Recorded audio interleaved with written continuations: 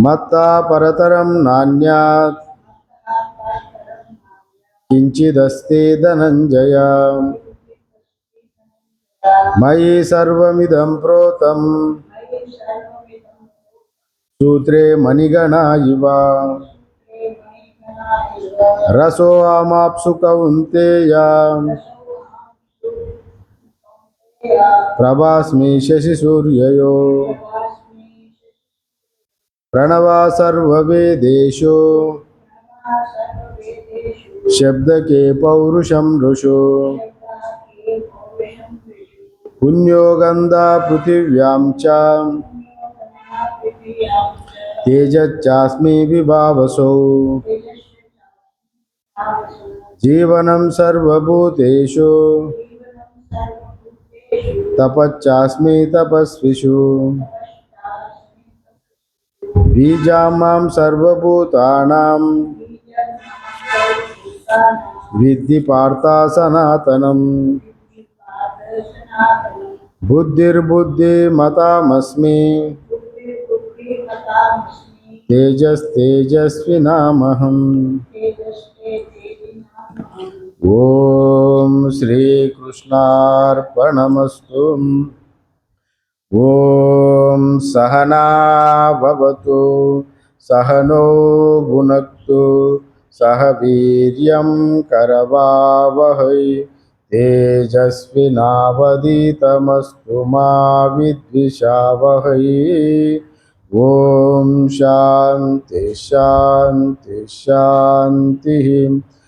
शंकरं शंकराचार्यं केशवं बादरायणं सूत्रभाष्यकृतौ वन्दे भगवन्तौ पुनः पुनः।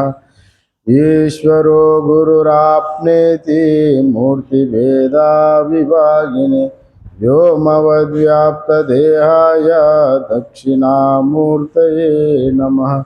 ओम शांति शांति शांति। हरि ओम।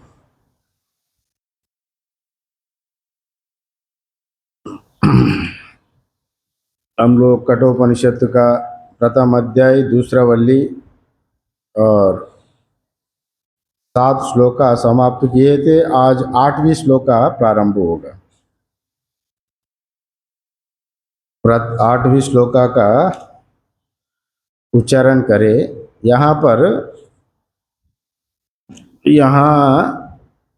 गुरु का बारे में कैसा गुरु रहना और इसी का बारे में बता रहा है। गुरु का प्रशंसा करने हेतु ही बताया। यहाँ पर श्लोक का उच्चारण हो जाए। नानरेण वरेण प्रोक्ता येष सुविज्ञेयो बहुधा चिन्त्यमानः अनन्य प्रोक्ते गतिरत्र नास्ति अनीयान्यतर्क्यान् मनुप्रमाणात्। यहाँ पर ना नरेण वरेण प्रोक्ता। बैठे, आप वो चेयर में भी बैठ सकते हैं, असुविधा हो जाए नीचे कंफर्ट रहते हैं, ठीक है। ना नरेण वरेण प्रोक्ता येषा सुविज्ञेयो बहुधा चिन्त्यमानः। यहाँ पर पहले हम लोग देखना है यहाँ नरु क्या है अवर क्या है। इसका अर्थ देखिए तो श्लोक का अर्थ में आपको समझ में आ जाएगा। ना नरेण वरेण, नरा मीन्स यहाँ पर कर्म में यास्कु महर्षि यहाँ नर का शब्द का वर्णन किया। यास्कु महर्षि नरा मतलब कर्म में नाचने वालों को नरहा कहा गया। कर्म में कूदने वाला, नाचने वाला, माने कर्मकांड में भी, लौकिक कर्म में भी, वो कर्मकांड में नाचने वालों को नरहा कहा गया। माने हमेशा व्यस्त रहने वाला, कर्म में व्यस्त रहने वाला नरहा कहा गया। जैसे हम लोग वानरा कहते हैं ना, वानर का भी वैसे ही जो कूदने वालों को वानर कहा जाता है संस्कृत में। वानरहा जो खेल कूद करता है उसको वानर कहते हैं। नरहा मतलब ये भी खेल कूद करने वाला ही नर है। जैसा कर्म में नाचने वाला, वो वानर तो वैसे ही उनका स्वभाव से नाचता है, एक पेड़ से एक पेड़ कूदता है। ये कर्म में कूदने वाला, कर्म में नाचने वाला, वैसा यास्क महर्षि ने ये कहा गया। या नृत्य, यहाँ कहते हैं नृत्यति कर्मणि इति नरः, माने कर्म में नाचने वाला, वो यास्कु का सूत्र है एक, उसमें कहा गया। और वानरा अवरा ना नरेना अवरेना, अवरा कौन होता है? अवरा मतलब अश्रेष्ठ, वरा मतलब श्रेष्ठ होता है, वराह का मतलब होता है श्रेष्ठता, अवरा का मतलब अश्रेष्ठता। हम लोग वैसे ही हिंदी में भी कहते हैं ना, ये अवार आदमी है, अवार माने अश्रेष्ठ आदमी है, श्रेष्ठ आदमी नहीं है, वैसा अवर कहा गया। वैसा अवर अश्रेष्ठ व्यक्ति से ज्ञान प्राप्ति करे तो गति नहीं होगा, यहाँ पर ये बात कह रहा है। माने श्रेष्ठ गुरु से ही ज्ञान प्राप्ति करने का विधान यहाँ पर बताया गया। हाँ, यहाँ अगर कर्मकांड में गति नहीं होता है, कर्मकांड में ज्ञान प्राप्ति करने के लिए गति नहीं होता है। ये यहाँ पर आप चलाइए, पंखा चलाए, कोई बात, चलाए, चला के बैठो, आपको पंखा चलाना है तो चलो। हाँ, यज्ञ यहाँ पर और एक भी है, यज्ञ अग्निहोत्रादि कर्म संबंध प्राचीन बर्वी यो नारद जी से कहते हैं, न जानामि महाभागा परम कर्म पविद्धि इत्यादि कहा गया। मारे नारद जी से या प्राचीन बर्ही वैसा कहते हैं कर्म क्या है। प्राचीन बर्ही कह रहा है हम लोग कर्मकांड में ही पड़े रह रहा है, हमेशा कर्मकांड में ही है, इसलिए ज्ञान प्राप्ति की समझने का क्षमता खो गया हम लोग। ना जानामि महाभागा परम कर्म पविद्धि, मतलब अधिक कर्म में डूब गए हैं हम लोग, और हमारी बुद्धि कर्ममय होने से और ज्ञान को पकड़ नहीं पाती, ये बात कहा गया। और यहाँ पर कर्मकांड में हमेशा कर्म में ही रहने वालों को ज्ञान में गति भी नहीं होती, वैसा भी यहाँ एक बता गया, वो भी अवरी है। और ना नरेना अवरेना मतलब जो अश्रेष्ठ ज्ञानी अश्रेष्ठ अज्ञानी से, माने वो अज्ञानी भी नहीं कह सकते, अश्रेष्ठ, श्रेष्ठता नहीं है, माने उनका अनुभव नहीं किया, ब्रह्म साक्षात्कार नहीं हुआ, वैसे गुरु से आप बोध नहीं कराए। जो मनुष्य केवल शब्द ज्ञान है, अर्थ ज्ञान बोध नहीं हुआ, उन लोगों को यहाँ पर शास्त्र में अवर कहा गया, माने उनका जो अनुभव आचरण नहीं है, जिसका वजह से उनको अवर कहा गया। अवर का कहीं अर्थ दिया गया, और दूसरा अर्थ दिया गया अवर, अवर का दूसरा अर्थ है ना विद्यते वरहो यस्या अवरा, माने श्रेष्ठता को पूर्ण रूप से नहीं जानने के कारण उनको अवर भी कहा गया। और जिसको, और दूसरा अर्थ भी लिखा है, जिसको जो प्राप्त नहीं हुआ वह अवर है, माने ब्रह्म प्राप्ति, ब्रह्म ज्ञान का प्राप्ति ना होने के कारण भी उनको अवर कहा गया।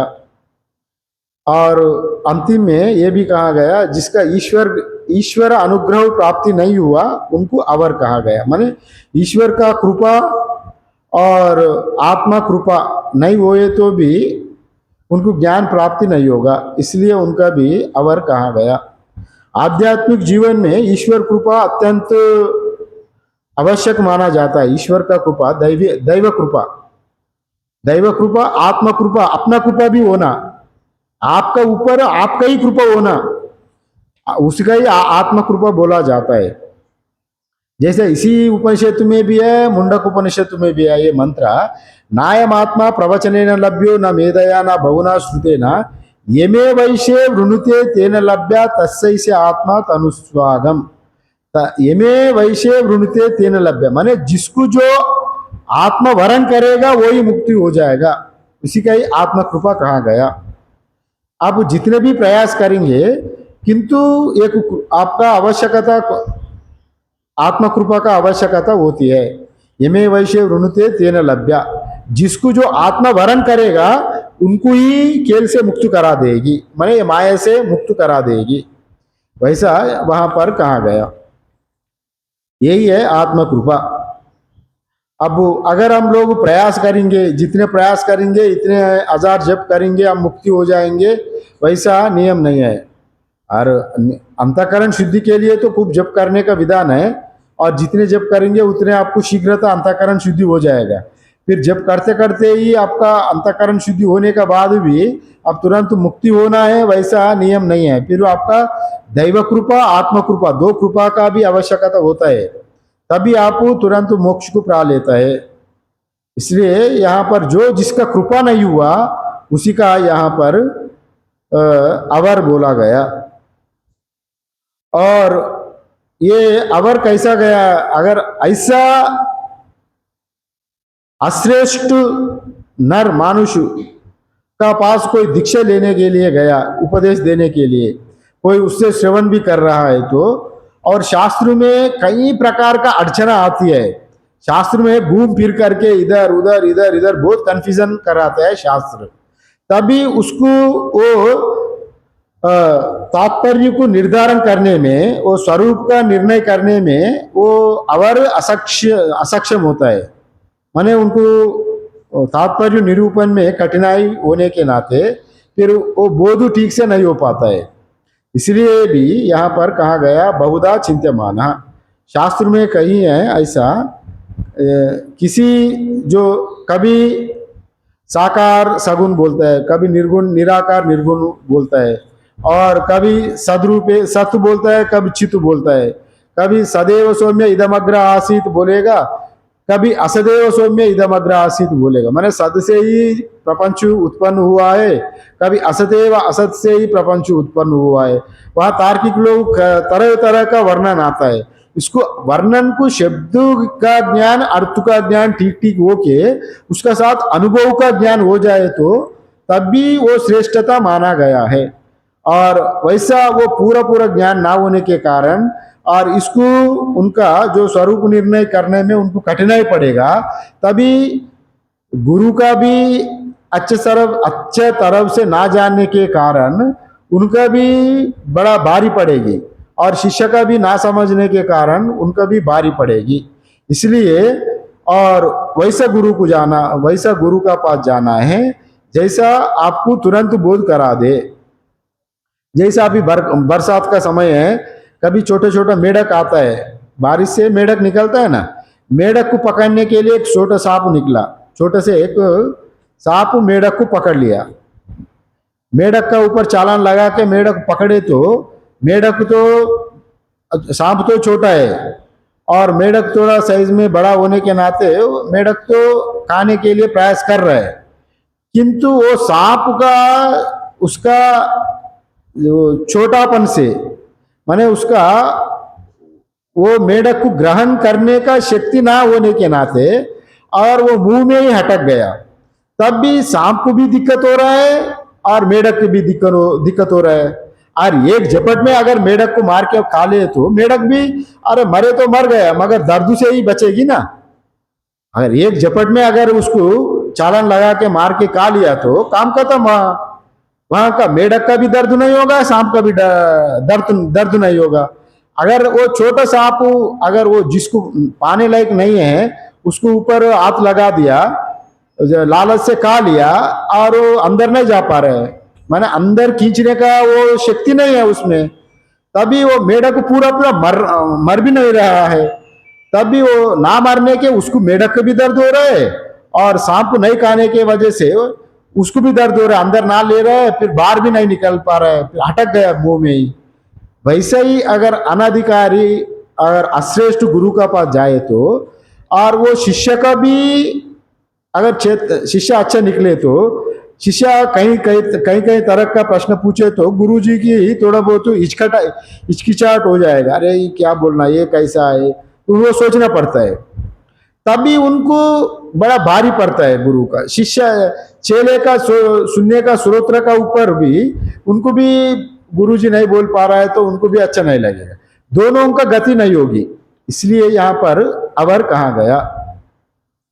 वहां एक बालाकी नामक बृहदारण्यक के उपनिषद में भी आता है, एक बालाकी नामक गरीब ब्राह्मण था, वो तो शास्त्र थोड़ा अध्ययन किया और उनका गरीब का वजह से मैं राजा का पास जाके मेरा पास जो विद्या है मैं राजा को बता दूंगा। वो राजा का पास बालाकी ने गया, वहां जाके राजा का सामने उपस्थित किया उनका ज्ञान को। ए राजन, आप ब्रह्मा को जानता है? नहीं जानता हूँ। ये आंख में जो है वो ब्रह्मा है, शरीर में जो है वो ब्रह्मा है, पंचकोशी। धीरे धीरे बोलते बोलते वो आत्म तत्व को नहीं पकड़ पाया, मगर ये केवल ये इंद्रिय संगात का ही वो वर्णन करने लगा।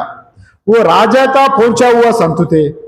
राजा, आगे का राजा लोग जैसा जनक महाराजा है ना, वैसा तत्वज्ञ पहले वो तत्व को पा लेते थे, तब भी वो पूरा संसार से अलग होकर राज करते थे। मेरा नहीं है।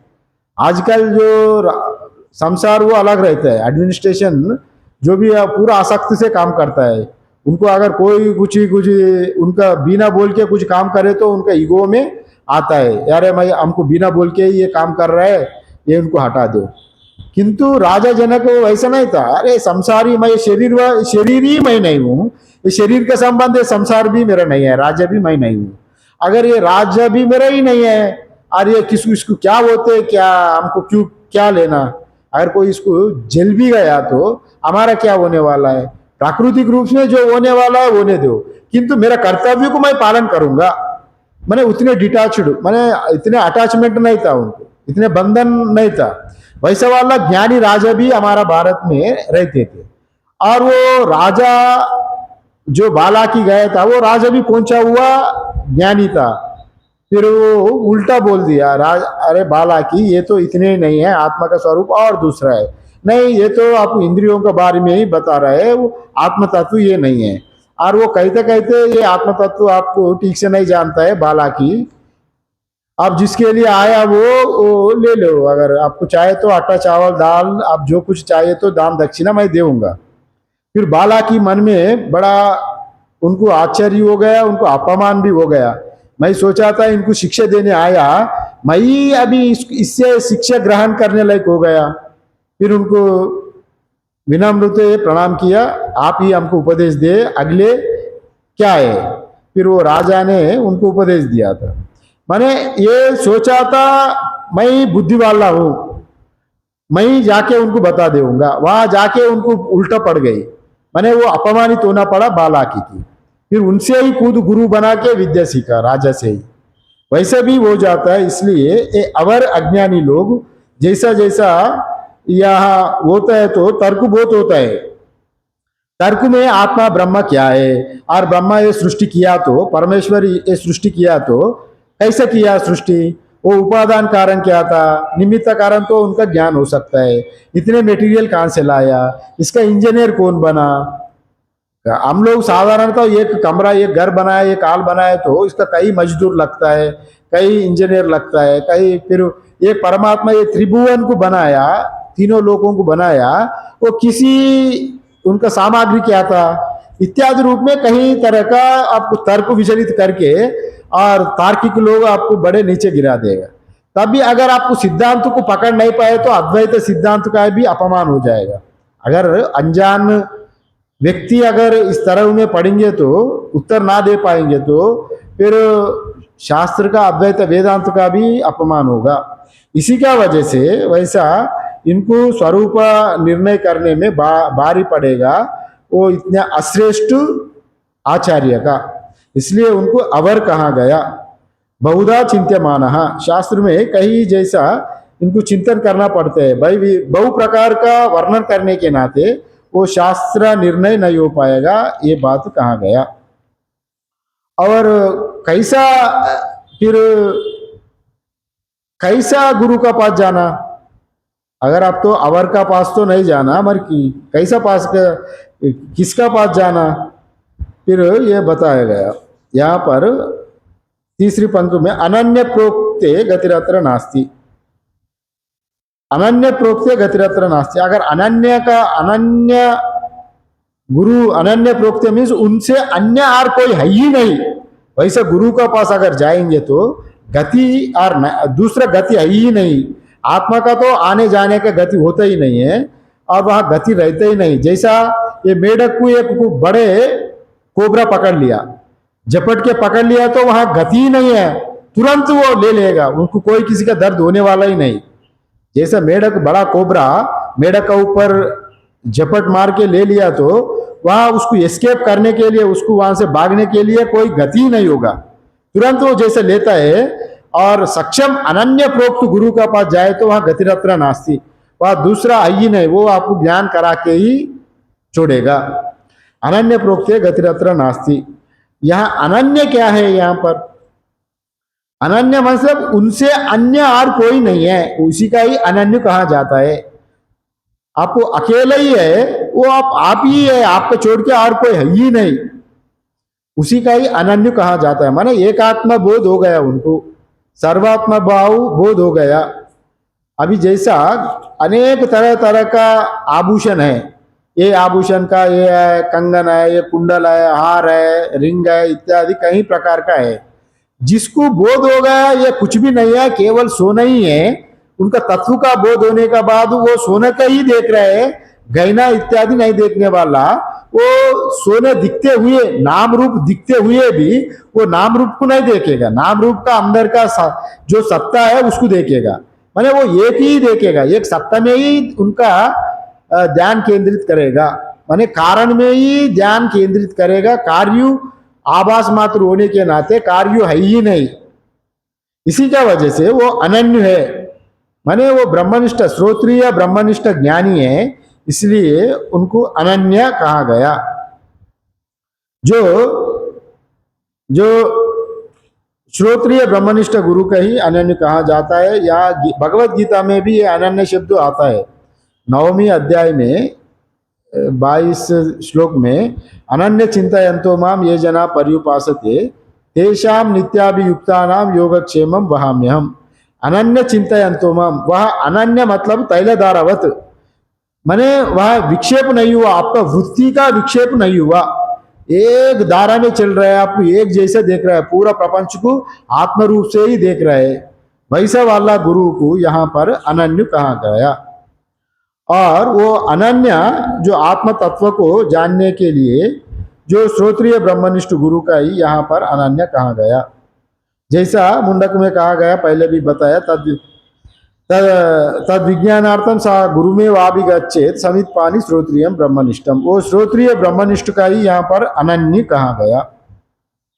और गतिरत्र नास्ति, गमन क्रिया और नहीं रहता, वहां पर आत्मा में कोई गमन क्रिया नहीं रहती, और वो उनको आपको साक्षात बोध करा देंगे। आत्मा का आना जाना नहीं होगा, गमन क्रिया नहीं होगा। गतिर अत्र नास्ति, गति मीन्स गमन, आना जाना को गति बोलता है, वहां गति ही नहीं रहते यार। मतलब वैसा अनन्य प्रोक्त उसके अलावा दूसरा और कोई भी अगर आप उपदेश देंगे वह अनुभव नहीं कराएंगे, किंतु ये जो अनुभवी ज्ञानी श्रोत्रिय ब्रह्मनिष्ठ का पास आएंगे तो वह अनुभव करा देंगे, वहां पर और दूसरा गति होता ही नहीं है। आत्मा का गति नहीं होगा, आत्मा आना जाना भी नहीं होता है। जैसा हम लोग मरने का बाद द्वैती लोग, विशिष्टाद्वैती लोग वैसा सोचता है, कोई पुण्यात्मा मर गए तो उनका हृदय से एक ज्योति निकल के और कृष्ण जी का मूर्ति में लीन हो गई। हम सिनेमा में देखता है, टीवी में देखता है, वैसा कोई भी अगर मरे तो हमारा जीवात्मा परमात्मा में जाके मिल रहा है, एक प्रकाश रूप में वो जाते हुए सिनेमा में दिखाता है। वैसा एक ज्योति जाके, जीव का ज्योति जाके परमात्मा में मिल रहा है, वैसा दिखाता है। वैसा वास्तव में वैसा नहीं होता है। जैसा श्रुति में ही कहा गया, न तस्या प्राणा उत्क्रामंती अत्रैव समलीयन्ते, न तत्र प्राणा उत्क्रामंती अत्रैव समलीयन्ते। और जब जीव शरीर छोड़ देता है तो वहीं पर वहीं की वहीं मुक्ति हो जाता है, वहां उनको कहा आना जाना नहीं होता है। ये जहां आना जाना नहीं होता है वहां पर गतिरत्र नास्ति कहा गया। अद्वैत में आना जाना नहीं होता है। जैसा महाकाश है, वो महाकाश एक ही आकाश है, एक आकाश को ही आकाश कहाँ आना जाना नहीं होता है। आकाश में चलते हुए उपाधि का ही आना जाना होता है। हम जा रहे हैं यहाँ आकाश में, हम जा रहे हैं, हमारा उपाधि जा रहा है। हर कोई एरोप्लेन आवाज जाए हम यहाँ से लेकर अमेरिका में जा रहा हूँ, 13 घंटा लग गया। वो आवाज जहाज जो एरोप्लेन गया अमेरिका, किंतु आकाश नहीं गया। हम आकाश में एरोप्लेन से जाने के नाते मैं वहां से इंडिया से लेके यहाँ तक 16 घंटा रवाना करके यहाँ पहुंचा, वैसा हमारा कहना है। किंतु वस्तु दृष्टि से, आकाश दृष्टि से व्यापक होने के नाते आकाश कहाँ आना जाना नहीं करता, केवल यहाँ ये आपका उपाधि जाता है, उपहित चैतन्य कहाँ नहीं आना जाना नहीं होता है। इसलिए यहाँ पर या नतस्य प्राणा उत्क्रामंत्री अत्रैव समलीयन्ते, वहीं की वहीं समलीन हो जाता है। जहाँ उनका प्राण चले गया वहीं ब्रह्म में वो ब्रह्म का साथ एक हो गया। जैसा आपका पास मटका है, मटका का अंदर में आकाश है, मटका का में अंदर में खाली जगह है ना, और मटका फोड़ गए तो जब तक मटका है तो आपको मटका में पानी भर रहा है, मटका में दान दे रहा है, मटका में दूध रख रहा है। फिर वो व्यवहार के लिए मटका में सब होते हुए भी, बड़ा मटका छोटा मटका, जब मटका फट गई तो वो मटका में जो कालीफन है ना आकाश, वो कहाँ जाके आकाश में नहीं मिलेगी, वहीं की वहीं आकाश में मिल जाता है। मटका का उपाधि फट गया, मटका फट गया तो मिट्टी विच्छेद हो गए वहां पर, किंतु मटका में रहा हुआ जो कालीफन है जागा आकाश, वो कहाँ जाके महाकाश में नहीं मिलती, वहीं की वहीं आकाश में मिल जाता है, वहीं की वहीं वो, क्योंकि आकाश तो पूर्ण रूप में सब जगह में होने के नाते वह आना जाना नहीं करता। वैसे ही जो आत्मवेत्ता, आत्म ब्रह्म प्राप्ति की करने का बाद जो अनन्य प्रोक्त जो है आत्मज्ञानी, उनका आत्म उत्क्रमण उत्क्रमण अगर हो जाए तो वो ब्रह्मवेद ब्रह्मैव भवति तरति शोकम आत्मवित् अहम ब्रह्मास्मि इत्यादि रूप में वो वहीं की वहीं ब्रह्म का साक्षात्कार कर लेता है। जैसा द्वैत विशिष्टाद्वैत बोलने जैसा, वो जहां दूर में जाके कहीं लोक में जाके आत्मा के साथ एक हो जाता है, वैसा नहीं होता है। इसलिए यहाँ पर गतिरत्र नास्ति यहाँ पर कहा गया। जो व्यापक में क्रिया नहीं होती, जैसा आकाश में क्रिया नहीं होता है, व्यापक में आत्मा आकाश का भी साक्षी है। वो जो जड़ाकाश का साक्षी अवकाश देने वाला चिदाकाश होता है, और चिदाकाश का ही क्या आना जाना होता है, वहाँ गति नहीं होती। इसलिए यहाँ पर ये कहा गया। और वैसा ज्ञान हो जाता है जो अनन्य प्रोक्त गुरु का पास जाए तो वैसा वहाँ पर गतिरत्र नास्ति, वहाँ दूसरा गति होता ही नहीं है। वो साक्षात्कार को करवा के ही छोड़ देता है, आपको साक्षात्कार हो ही जाता है। यहाँ पर ये कहा गया, माने अनन्य प्रोक्त गुरु उपदेश दे तो, और जो शिष्य के जो अज्ञान की निवृत्ति होकर आत्मज्ञान का प्राप्ति होता है, शिष्य का अज्ञान का निवृत्ति हो जाता है, आत्मज्ञान का प्राप्ति हो जाता है, तो अनन्य गुरु आप जब मिलेंगे, माना वैसा श्रोत्रिय ब्रह्मनिष्ठ गुरु मिले तो वो ज्ञान हो जाता है। यहाँ पर ये बात कहा गया। और अनियान अनुप्रमाणात, यहाँ पर मंत्र में अनियान यथार्क्य अनुप्रमाणात, यहाँ अनिया अनुप्रमाण यथार्क्य यहाँ पर बताया गया। यहाँ पर ये कैसे अनियान अनुप्रमाणात, आत्म तत्व अनुपरिमाण से भी छोटा है, सूक्ष्म है। साधारणतः अणु को हम लोग देख भी नहीं सकते, उसको काट भी नहीं सकते, माने अणु मतलब अत्यंत सूक्ष्म, अत्यंत सूक्ष्म अणु को भी हम लोग नहीं देख रहे, तो अणु से भी अत्यंत सूक्ष्म वाला ये आत्मा होने के नाते इसको अनियान अनुप्रमाणात रूप में कहा गया। माने सूक्ष्मात सूक्ष्मम, अति सूक्ष्म होने के नाते इस अति सूक्ष्म तत्व को पूर्ण तत्ववेत्ता जो ब्रह्मनिष्ठा पुरुष ही बतला सकता है, दूसरा कोई इसको आत्मा का बारे में नहीं बता सकते। और इस आत्म तत्व सूक्ष्म होने के नाते गुरु से ही प्राप्त करने वाला है। यह गुरु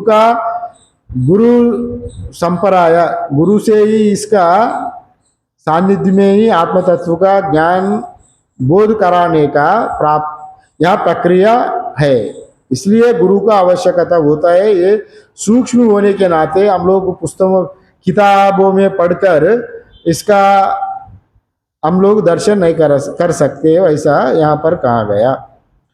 और ये अति सूक्ष्म होने के नाते अवर अश्रेष्ठ गुरु भी इसको प्राप्त करा नहीं देंगे, ये मंत्र में ये कहा गया। और इसी का ही थोड़ा भाष्य भी देखेंगे, यहाँ क्या कह रहा है। अन्वयार्थ तो मैं बता ही दिया, यही है इसका। और यहाँ पर जो श्रवणायापि, हाँ ये इधर है, नहीं नरेनः मनुष्येनः अवरेनः प्रोक्ता। और जैसा नहीं नरेना जो मनुष्य है, अवर से अगर आपको उपदेश बोलेंगे ही तो अवरेनः ईनेनः प्रकृता बुद्धिनः इति एतत् उक्तः। माने अवर मतलब यहाँ पर आचार्य शंकर ने हीनेनः प्रकृति बुद्धि कहा गया, माने ये मैच्योर्ड माइंड नहीं है, प्राकृति बुद्धि वाला, हीन बुद्धि वाला कहा गया।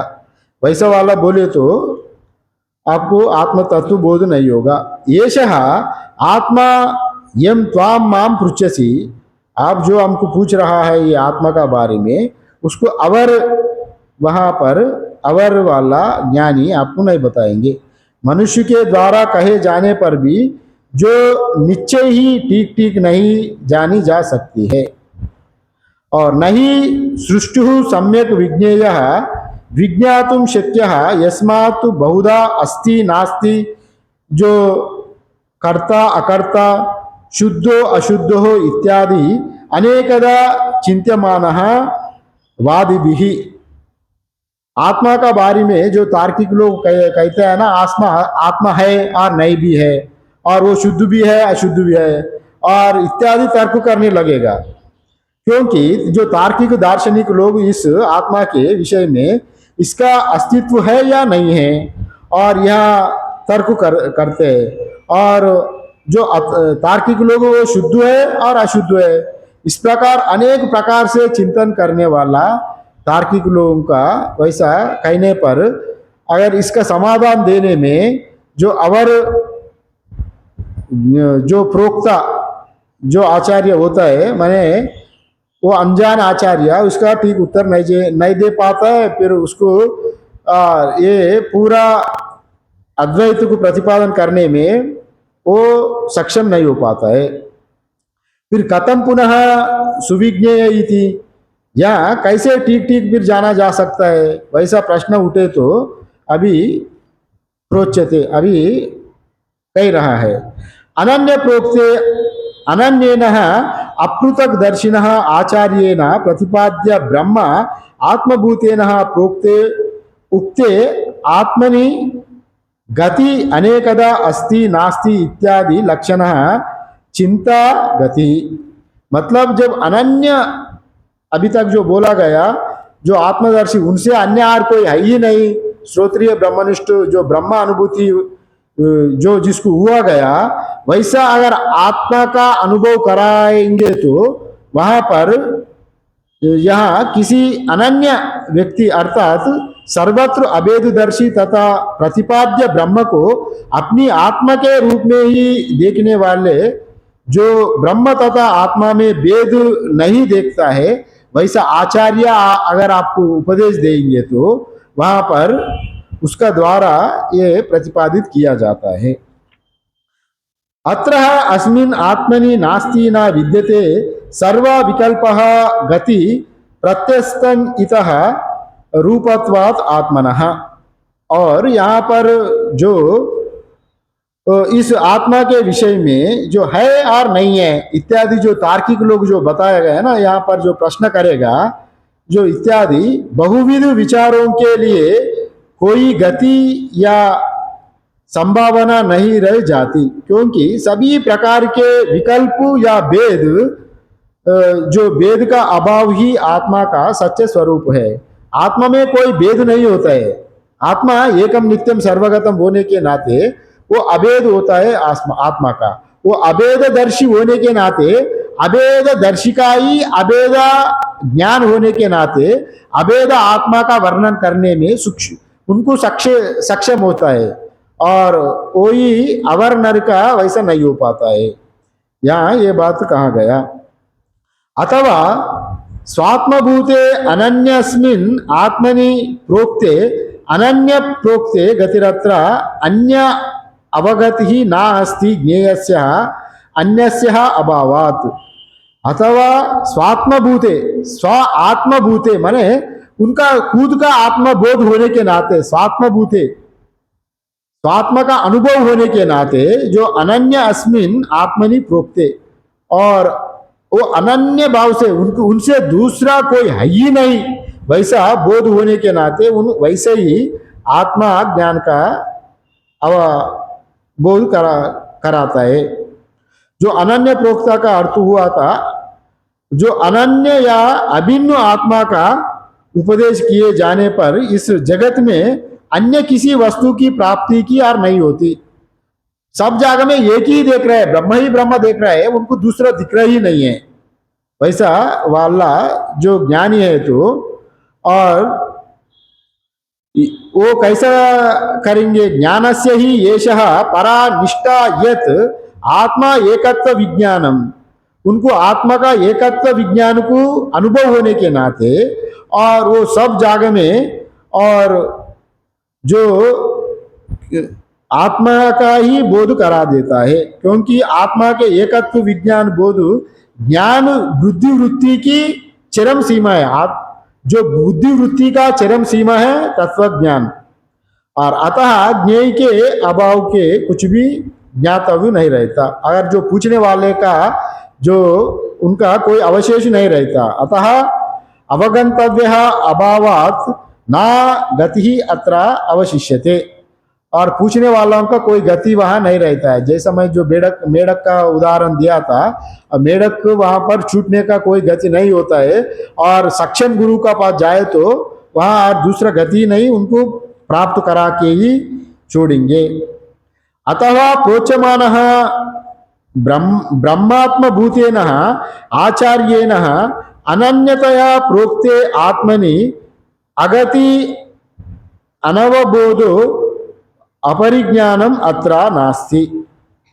और यहाँ पर जो कह रहा है, यहाँ पर जो आचार्य कहे जा रहे, जो ब्रह्म का अपनी आत्मा के रूप में जान चुके हैं, अपना आप को आत्मबोध हो गई, अपना आप को ब्रह्म रूप में पूरा जगत को देख रहे हैं, उनको कोई भिन्न पदार्थ ही नहीं दिख रहा है।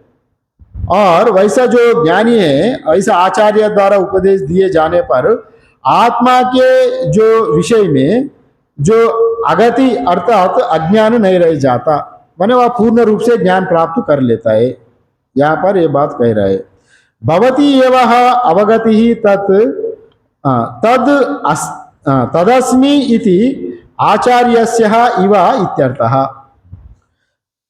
अगर वो कैसा अवबोधन होगा, शिष्य को आचार्य इनको उपदेश दिया गया ब्रह्म का बारे में, फिर शिष्य क्या बोलेंगे, शिष्य को कैसा बोध होगा, ये बात यहाँ पर कह रहा है।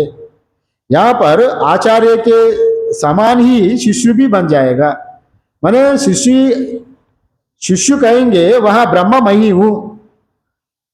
आचार्य का उपदेश देंगे, उपदेश वाक्य से, उपदेश महावाक्य तत्वमसि की कहा जाता है, ये तत्वमसि का उपदेश महावाक्य कहा जाता है, तत्वमसि।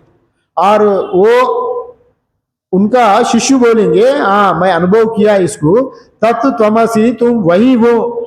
आचार्य जब कहेंगे तुम ब्रह्म ही हो, हाँ ठीक है, ठीक कहा आचार्य जी आप, अहम ब्रह्मास्मि। गुरु जी बोलेंगे तत्वमसि, शिष्य बोलेंगे अहम ब्रह्मास्मि। इसी का ही ये चरम सीमा, यही तत्वबोध हो जाता है, वैसा यहाँ पर कहा गया। और अंत में यहाँ कह रहा है, एवं सुविज्ञेय आत्मा आगमवतः आचार्येण अनन्यतः प्रोक्ता, और इतरत ही अनीयान अनुप्रमाणात अपि जो संपद्यते आत्मा, या आत्मा का बारे में जो वर्णन कर रहा है यहाँ, जब शास्त्र ज्ञान संपन्न आचार्यों के द्वारा यह आत्मा का स्वयं बोध जो करवा रहा है उसके अभिन्न रूप से बताई जा रही है, तो अभिन्न रूप से अनुभवी ज्ञान जैसा तैसा वो अनुभव किया वैसा तैसा शिष्य को बताए, तो वहां पर ये उनका भी ज्ञान होगा। माने तो इसका सम्यक रूप से ज्ञान हो जाता है। जैसा अनुभवी ज्ञान अपरोक्ष अनुभव जिसको हुआ वो भी ही शिष्य को उसी प्रक्रिया से ज्ञान कराए, तो शिष्य का भी ज्ञान आवश्यक होगा। अतर्क्यम अतर्क्य स्वबुद्ध्य अभ्यूयेन केवलेन तर्केन। जैसा जो अन्यथा यह आत्मा सूक्ष्म अणु से भी अधिक सूक्ष्म होने के नाते और अधिक सूक्ष्म हो जाती है, क्योंकि यह अतर्क है, तर्क का विषय नहीं है। आत्मा आत्मा ये शुद्ध है, ये बुद्ध है, ये अस्ति, ये नास्ति, आत्मा रहता है नहीं रहता है, वो कैसा रहता है, किससे बना है इत्यादि, ये तर्क का विषय नहीं है। तर्क का विषय जो इंद्रिय गोचर में ही आपको तर्क का विषय टिकता है। आत्मा वो व्यापक निर्गुण निराकार होने के नाते, सबका साक्षी होने के नाते, और उसका वह तर्क का विषय नहीं है, ये बात यहाँ कह रहा है। तर्क माने अनुपरिमाणे केनचित स्थापिते आत्मनि ततः अनुतरम अन्य अभ्युतहि ततः। अगर कोई इसका आत्मा का अगर वर्णन करे, ये अनु है, आत्मा अनुरूप है, और कोई बोलेगा अनु नहीं, अनुतरम है, अनुतम है, और दूसरे से एक बढ़कर इसको वर्णन कर सकते, तर्क कर सकते। इसलिए इसको निरूपण में तर्क का कोई उपयोग नहीं होगा, ये बात वहां पर यहाँ पर बताया। अभी अन्य अनुतरम इति माने दूसरा कोई अन्य उसे सूक्ष्मतम सिद्ध कर सकता है। कोई बोला आत्मा वैसा ही है और दूसरा आदमी तार्किक आके बोले नहीं इससे भी सूक्ष्म है, वो सिद्ध कर सकता है। इसलिए तर्क आत्मा में आत्म निरूपण में तर्क टिकता नहीं। नहीं तर्कस्य निष्ठा क्वचित विद्यते, और क्योंकि तर्क की कहीं कोई सीमा नहीं हो सकती है। तर्क का कोई सीमा नहीं हो सकती है। वाद करने में भी कोई आदमी है और वो कैसे ही वैसे ही कैसे किया, वो वैसे ही क्यों होना है, वो वैसे ही क्यों कर डाला, दूसरे ढंग से कर सकते ना, वैसा कोई तार्किक लोग तर्क करते ही जाता है। साधारणतः हम संसार में भी कोई कुतर्की लोग रहते हैं। वहां मैं गया भी ये काम करके आया, वहीं क्यों गया तुम, दूसरे जगह में क्यों नहीं गया, और हम सिर खाने लगता है, सिर में दर्द होने लगता है। साधारणतः व्यवहारिक जीवन में भी तार्किक तर्क करे तो हमको सिर दर्द होता है।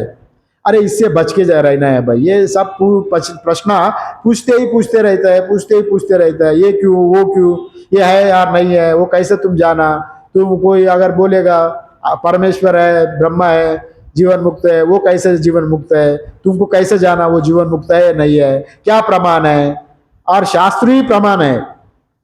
तस्मात् शास्त्रम प्रमाण अंत्य कार्य व्यवस्थितो, भगवत गीता में भगवान स्वयं बताया कार्य कारण का, और अंतिम प्रमाण शास्त्रीय प्रमाण होता है। शास्त्र प्रमाण ही अंत्यमिदम प्रमाणम कहा जाता है।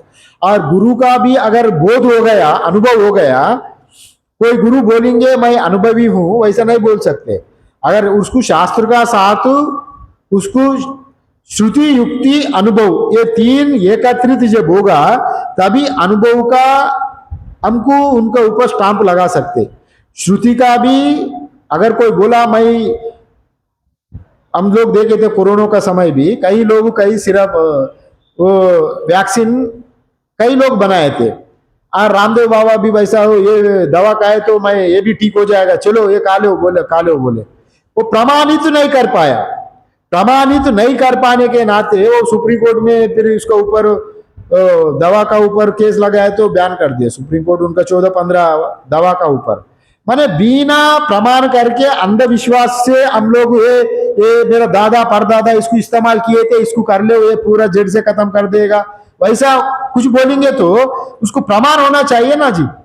और हम लोग मेडिकल में बिना प्रमाणित कोई दवा निकलता नहीं।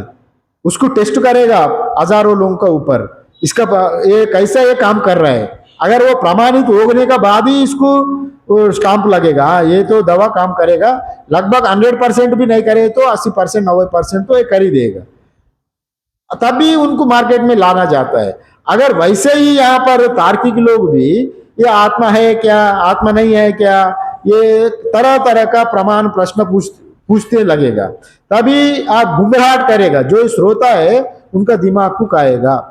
इसलिए आध्यात्म में भी तर्क पूछने वाला नहीं है। आत्मा व्यापक तो सर्वगत होने के नाते, सुसूक्ष्म होने के नाते वो तर्क का विषय नहीं है। फिर तर्क करना नहीं है वैसा बात भी नहीं है। तर्क आध्यात्म में तर्क सहायक हो सकता है थोड़ा देर के लिए, थोड़ा आपको बुद्धि की ठीक रखने के लिए।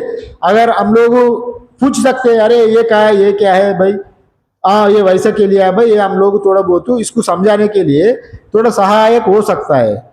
मगर तर्क में ही आप पूरा पूरा अगर डिपेंड रहे तो पूरा ज्ञानी का भी अज्ञानी बना देगा, जिसको ज्ञान है वो ज्ञान का भी उनको नीचे गिरा देगा। इसलिए ये तार्किक लोगों का पीछे नहीं जाना। अनन्य प्रोक्त जो है, जो आत्मज्ञान को प्राप्त किया हुआ जो ज्ञानी है, उनका ही हम लोग श्रोत्रिय ब्रह्मनिष्ठा से ही अगर ज्ञान प्राप्त करेंगे तो वहां पर गतिरत्र नास्ति, वहां दूसरा गति नहीं होगा। आत्मज्ञान को आपको बोध करा के ही छोड़ेंगे। ये बात यहाँ पर कहा गया नैषात इत्यादि रूप में। कल देखेंगे नैषा तर्केन मतिरापनेय, और इसमें भी थोड़ा तर्क का बात आ जाता है। और यहाँ गुरु का निरूपण कैसा, और बाद में 2-4 मंत्र है, इसका बाद में 14 मंत्र से पूरा पूरा ठोस ज्ञान 14 मंत्र से होता है। 14 मंत्र से लेकर और पूरा उपनिषद अंत तक, और ब्रह्म ज्ञान का ही प्रतिपादन का सिद्धांत पूरा, साधन कैसा करना, सिद्धि कैसा, अनुभव कैसा करना, रूपम रूपम प्रतिरूपो बभुवः इत्यादि रूप में पूरा अनुभव का भी बात कहता है यहाँ पर। पूरा गूढ़ रहस्य 14 मंत्र से, और 2-3 मंत्र वैसे ही आता है यहाँ पर। पूरा क्लियर कर रहा है गुरु कैसा होना, शिष्य कैसा होना। ये पूरा होने का बाद, निरूपण होने का बाद और ज्ञान का उपदेश शुरू होगा। इसी का नचिकेता का प्रश्न से 14 मंत्रों में प्रश्न पूछेंगे, और बाद में ओमकार का बारे में तभी बताते बताते ये यम धर्मराज पूरा उपनिषद तभी से और तत्व ज्ञान का पूरा पूरा दर्शन करा देंगे। और हम लोग कल देखेंगे नैषा तर्केन इति नवमी मंत्र, इसको देखेंगे। यहाँ उसमें भी थोड़ा बहुत तर्क का बारे में आता है, और उसमें ये तर्क कैसा है कल पूरा इसको विवरण से देखेंगे। अभी क्लास यहीं पर विराम देंगे। ओम पूर्णमदा पूर्णमिदं पूर्णात् पूर्णमुदच्यते पूर्णस्य पूर्णमादाय पूर्णमेवावशिष्यते।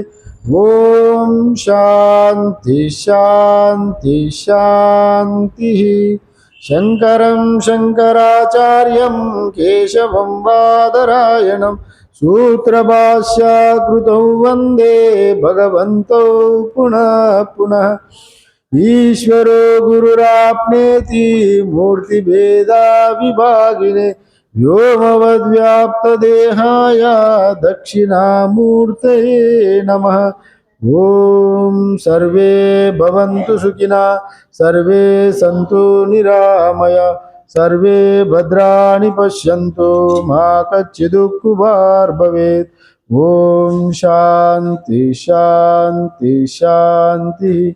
सद्गुरुदेव भगवान की जय।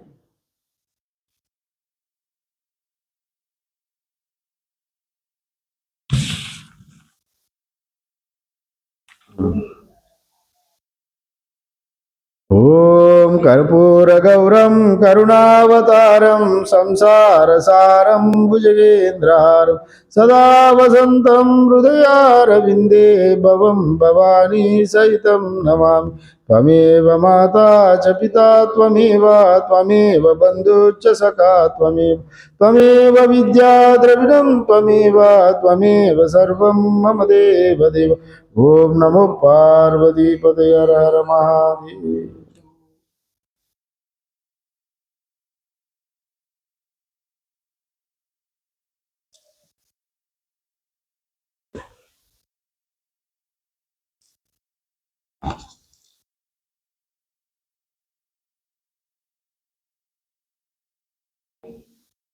हाँ प्रसाद बांट दे,